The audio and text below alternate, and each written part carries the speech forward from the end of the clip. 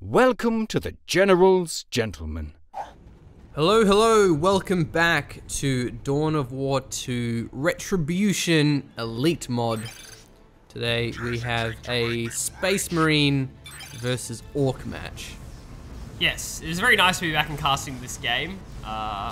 I thought I would forget all about it, but I kind of look at it and I'm like, it's like looking at the face of an old friend. I'm like, hello, Dawn of War 2. Yeah, it's like Company of Heroes, but with Space Marines, you know, it's same thing. Same difference. Our players for today, Paranoid Kamikaze will be our force commander. And Crewfinity is the Warboss.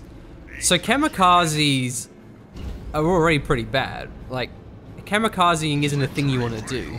To add to that, being a Paranoid Kamikaze, that's even worse. Oh, by the way, this is a 6 skin. I don't know what chapter that is, so all the neckbeards are currently flaming us right now, but it's one of those like DLC skins. Right, okay. That's cool. So, now I'm annoyed because I recognize the insignia, but I can't place it, so I'm just annoyed. Nah, I can't remember. It's like a Scottish brigade because they're wearing kilts, except that they're long kilts. Yeah. Dude, long kilts strike me as the better move. I mean, like, what if you get cold in the winter? Like, surely the Scots get cold and like with their knees out. Though long kilts it'd be difficult to pull those up and show the enemy your rear end. So I suppose functionality-wise, I don't know how the long kilts will go. But it's funny because you can see their legs colliding through the cape thing. It isn't like rigged up properly, the animation. Anyway. Force Commander, in conjunction with the TAC Marines, should be able to force this one off using the knockback ability there, but actually with slugs now in the fight, that's a different story. They're much more powerful than these TACs. Could lose a couple of models here. Wow, good knockback. Yeah, it was nice. 2 models go down. Third one's going to survive, no worries. Sluggers try their hardest to close the distance, but not so effective. And the scouts are also going to be forced off here without upgrades, so nothing they can really do. Yeah, that last knockback would have saved that squad from getting wiped. Gets 4 sluggers for his trouble, so isn't a completely awful trade, but certainly not one in favor of the Space Marines. Yeah, Warboss is going to be kind of low after finishing off this trade with the scouts, and yeah, I think the retreat is the best play there. Needs to get the one healed up so he doesn't lose too much map control. I think it's a Devastator squad out here from Paranoid Kamikaze, so that'll... sorry, yeah, Devastator. Damn, so close. Isn't it an MG42? I thought that's what it is. Bro, is that the Maxim arc? It looks like a Maxim, so... that will be setting up, so... Not hard map pressure unit by any means, but it's gonna... Hopefully we can get Paranoid Kamikaze set up in a nice spot in the center of this map. You can see he finds a spot of shooters, ideal. Now that being said, the map control is definitely better for Crewfinity, and he has been ticking more VPs in his favor and having more of those strat points. Didn't have much power behind that though, but he is looking in a good spot. That being said, he will lose the right flank here, and the Devastator could be very useful for holding the 2 VPs on the left side. It's an interesting map in terms of, I don't think any other map has 2 VPs this close. Yeah, I like it. It's a cool map, and I like how the high ground interaction plays out over those 2 VPs as well. And the amount of flank routes there are onto the high ground, so it's not just dodgy high ground, it's good high ground. That's not the direction you want to set up. I don't think there's true sight in this, like in Company of Heroes 2, so he would be able to see through the wall there. No scouts on these shotguns. They are upgrading it now, but it's going to be too late. There's actually a building nearby, however, so the Devastators can walk into that one, but they will drop 1 model. Yeah, it doesn't... so close to getting the second model. Oh, there's a flamer! There, and there's a flamer already. That's a wipe for sure. Yeah. No way that survives with those Storm Boys cutting off the retreat. It's actually a suppression and the knockback from the scouts in conjunction with this Force Commander. That's actually going to be enough to force off the Sluggers, otherwise they would have gone down despite the flamer. Like, even the Storm Boys are here, but they're now suppressed. That was such a good play by Paranoid Kamikaze. The shotguns came up just in time. Yeah, that was perfect. He didn't panic. He just focused down the sluggers. Still has the squad inside the building. So close to actually wiping those sluggers, but they did get away in the end. So successful defense, and he has a full power farm behind this when Crewfinity is about to lose all of his power to a flamer attack squad. You have burners, I have flamers. There goes one of the powers. Crewfinity loses a bit of wreck, and he needs that wreck as well to reinforce the Slugger squad. The attacks won't get anything else done, they will just be forced to retreat, but yeah, great play by Crewfinity. Sorry, by Paranoid Kamikaze saving the Devastator. That would have been, yeah, pretty crazy if that went down. If it went down. Well. Something else is getting dropped. I saw the drop. I saw the drop thing. There we go. I love it. I love drop points. They're so cool. More attacks on the field. Yeah, he's got two. Given that one of them has a flamer, it's generally going to be weaker. It will be great against the shooters, however, but it removes some of his strength against the Warboss. It's less range, so it's hard to kind of poke it at squads like the Sluggers without getting collapsed upon.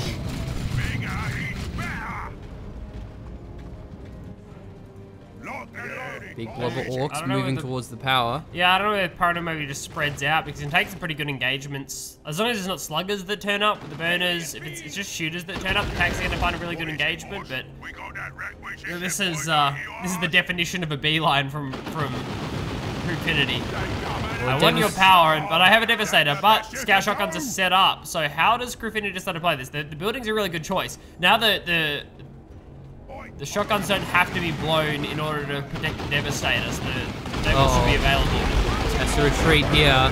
Yeah, those Storm Boys makes it so much harder to use this Devastator. He has set the Devastator up. Storm Boys actually back off, so not committing to this one. With the Force Commander here, it's probably the best decision. Drop a model. Going back in, but he's already lost half of his shooters. Decides to use the shotgun on the shooters. Probably not the best choice there. Force Commander nowhere near these Devastators, but they can just run into the bunker. Yeah, this seems somewhat planned because the Devastator is clearly happy to just run back into the bunker, and this will, I mean, it forces an engagement from Crewfinity. Like Crewfinity has to jump in with the Storm Boys, so now he's forced to retreat.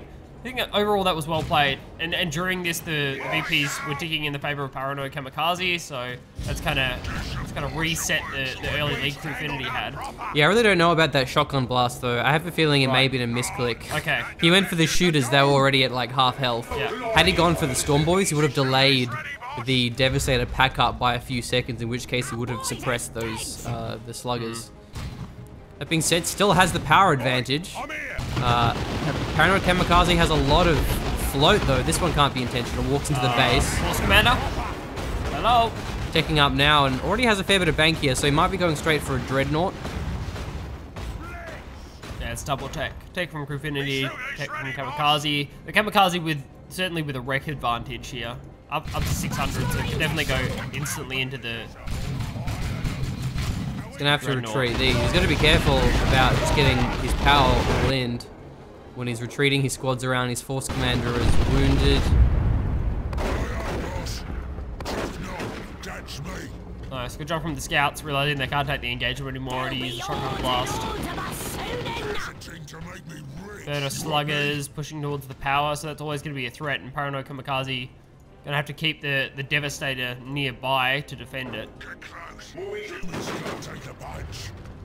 He is going for this power. It's the Death Threat coming out here from Crewfinity, already being built, where Paranoid Kamikaze still has to go for the tech. Where are the Oh, they're in the building, but they're out of range here. Yeah, they're out of range, yeah. It's actually another good point for this map design. The garrison doesn't just protect the power from this direction. That's one gen going down, probably at least one more before there's any response. Yeah, perhaps hoping the sluggers would enter melee into the power plants, but not getting that close. He's going to take out two of these power. Suppression will come through. He can just mass retreat from this though. Maybe he'll get the gen, the power node too, but no, not quite. Now he's already building his Dreadnought, so it wasn't at a crucial time where he lost his power. He still has a bit left over for some upgrades. Yeah. Maybe we'll see him go for a las cannon. Could be good. We'll help out against but still then has also power for a power fist, which is very, very important versus the Death Threat. Missile launch, you probably want to avoid that given the Storm Boys on the field. Uh-oh. Yeah, I think it's worth just keeping the Devastator as it is. I mean, like, yeah, Dreadnought and either a Force Commander upgrade or an upgrade onto the tax to help the Dreadnought out would be nice. So it is a missile launcher actually, so okay. We'll see if he can make use of that. That being said, I guess he also has a Dreadnought, which is able to 1v1 this, but Crewfinity, I suspect, will just see him go for some tank busters now. Yeah. Or maybe even the Power Claw is Warboss. A lot of options. That's what I like about DAO2 is you have several anti-vehicle options. Because you have like a mobile unit generally, you have a setup team, and then you also have the upgrades on your commanders. Yeah. I think every commander has some kind of anti-vehicle upgrade, maybe with only a small number of exceptions. They're not all as good in every situation, but at least they give you options. So it's like, I don't have a devastator on the field, I can't go las cannon in time. Okay, better get an upgrade onto like a tax squad or onto the force commander. So. And there's often supporting anti-vehicle, things like the melter bombs, for example. So it is tank busters. Yeah, it's the options, the tactical options that make this game interesting. Yeah. Yeah, and creating your own little synergies. It's also why team games can be quite popular, is because you have a lot of team synergy between different heroes and abilities and gear. So it's the Power Fist here. Oh, what was that? Timing! Doesn't he have flamers on this? Yeah, it's right at the front. It is firing though. Yeah, I don't know. Maybe it's just, did that block its pathing or something? It got confused? I don't know. Yeah, well, there's the missile launcher, the stun, and the Dreadnought. Something tells me this is a dead, death dread. Yeah. Force commander angry, force commander punching. Maybe he should have just finished off the power node, given that he had no chance of escaping there.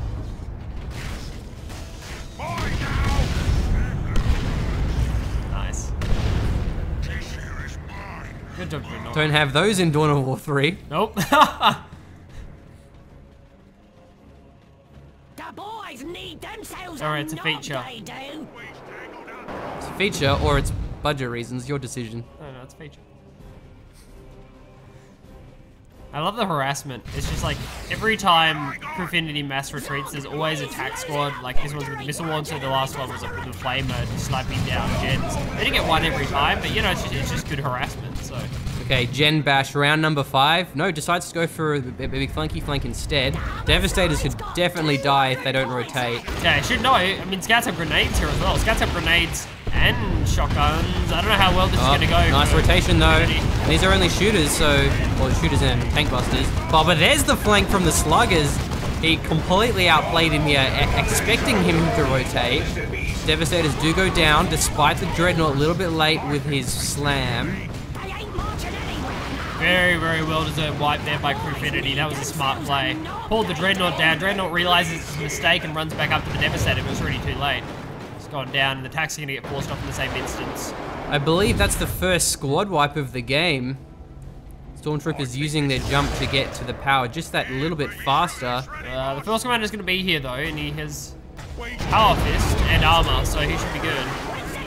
Yeah, Armor of Alacrity. Uses one of those abilities on his Storm Boys, the Hard Boys, I think. Oh, he's gonna lose it for sure. There it is. Yeah. See, I thought he was just gonna stall it and then come back in, but I thought he was gonna stall it and retreat, and then the Dreadnought had time to come back in, but the assault cannon upgrade comes through, and yeah, not enough in time, so the force commander falls. Nice pick up by Crewfinity. Well, it's Parado Kamikaze. I guess I think he was expecting a knockback faster than he got one. Like, the knockback was really, really late. And only got a couple of the models from the Storm Boys, so. Well, this assault cannon is a great choice. It's going to be deadly against the tank busters and the shooters, which are being used in conjunction with each other. Yeah, it's a really good transition, given that This could be deadly. Yeah, he's in range. This is a good angle. Pulls back a little bit, nice work. Well, goes back into it though. He actually is taking a fair bit of damage from the sluggers too. Use your choppers for that extra damage and knockback. Back's gonna have to retreat here. It's a late retreat, could lose them. Very possible. Is there gonna be a retarget? A couple of shooters still focusing down the Dread. Oh, wow. Nice. I doubt that score would have gone down had it not been for that buff. So part of why Warboss is so popular is because those abilities add a lot of bonuses. He's maybe a little bit in trouble. He's overcommitted to anti-vehicle. He has this Power Fist, which isn't very useful against mass orcs. The Thunder Hammer, of course, being much better in that situation. The assault cannon was really good, but really... Oh, wow. Loses the Force Commander as well. Yeah, this is nasty. He's taking a fair bit of damage on this Dreadnought, so that'll take a while for him to repair. It's a good game. Parado Kamikaze has a lot of wreck saved up. Still a bit of power, too. Well, that's a good one, but it's getting dangerously low. There's 2 tank busters now. It's just damage. May need another squad of scouts for repairs. That being said, does he have tier 3? Because he's got access to the assault terminators. No, going for assault marines, that's not a bad choice. Yeah, I mean, I get that. I'd like to see him spend the rest of this requisition. It's just like all this power's gonna get sniped down. If there was a Devastator, that would be fantastic, because the Devastator could just support the Dreadnought. So like this barrage comes down, the Devastator's covering, so when the Dreadnought pulls back, the tank busters can't just chase for free, and that's all the power getting sniped down. That might be game, honestly. Brutal. Certainly, Paranoid Kamikaze has had a tendency to float this game. We've seen him bank up a lot of resources for some time. But just late retreats is the biggest problem. You gotta be so careful around orcs. He's getting his sergeant. Oh, he's going in without his sergeant, but I guess the sluggers aren't there, so all of these orcs being scared. Best engagement that you want to find is where the sluggers aren't nearby. Still has 1 jump left over. Now these sluggers have the level advantage, and they have that buff too. So yeah, these always have to retreat. It is expensive to reinforce them.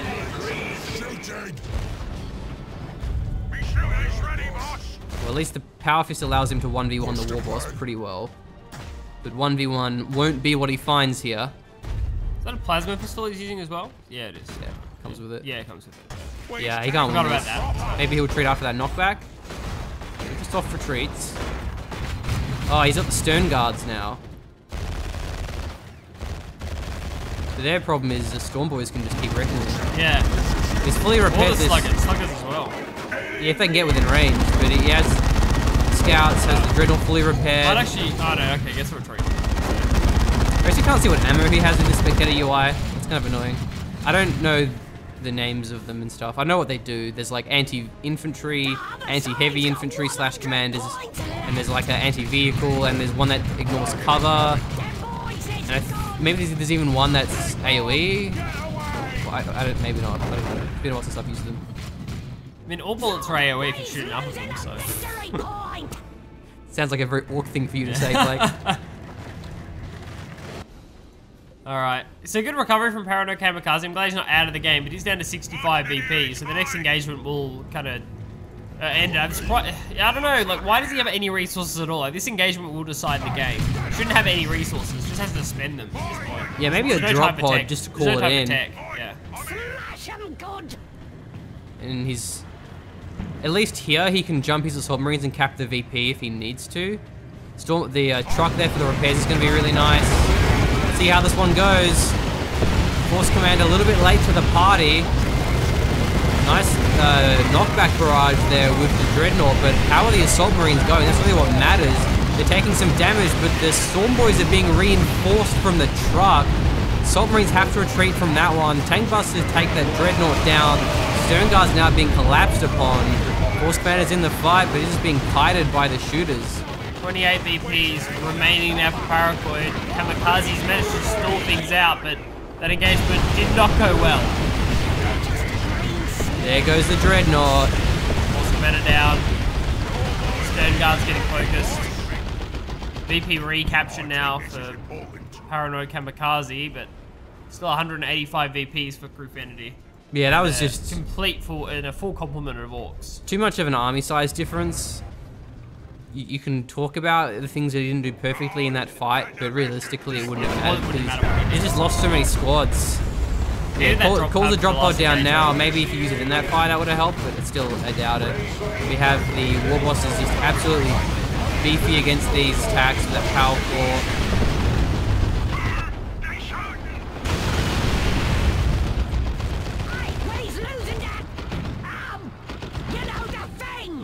Paranoid Kamikaze is still committing though. He has not given up just yet. No, he's still capping VPs. It's pretty good. And didn't really lose that much. Like lost the Dreadnought. Yeah,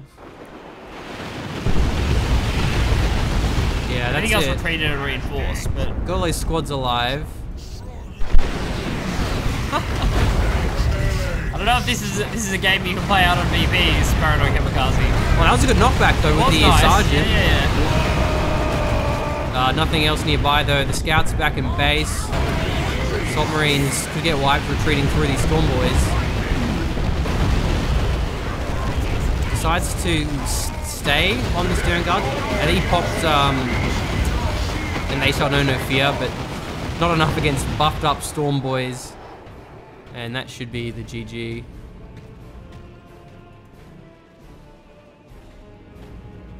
The scouts are still on their way. Don't worry, they have shotguns.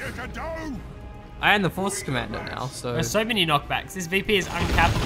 You can't really deplete your enemy of units when they have a truck that are reinforced. You know, if that was his strategy, it certainly was never going to work here.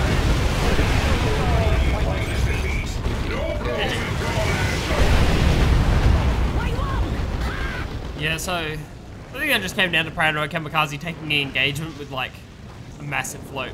He was in an engagement when he could have had a bunch more units. Yeah, floating is bad, but floating is a lot worse when you also lose squads. Then it's just a horrible combination of army size disparity. So that'll wrap us up for now. Good to be back casting Dawn of War 2. It's a fun game and I have missed it dearly. Yes, good to be doing it. So hope you enjoyed the video.